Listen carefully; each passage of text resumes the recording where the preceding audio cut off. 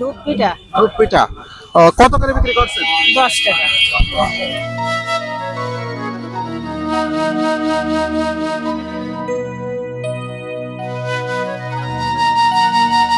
আপনারা দেখতে পাচ্ছেন শীতের রাতে কালীগঞ্জের ব্রিজের উপর এই কাকিমা সুনিবন হাতের ছোঁয়ায় ধূপ পিঠা বিক্রি করছেন।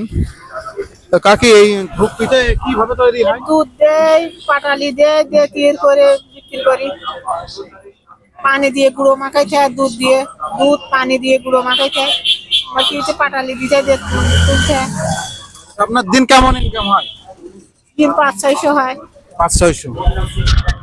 এটা কি শীত সিজনে চলে না অন্য কোনো সময় চলে এটা? না, খালি শীতই চলে।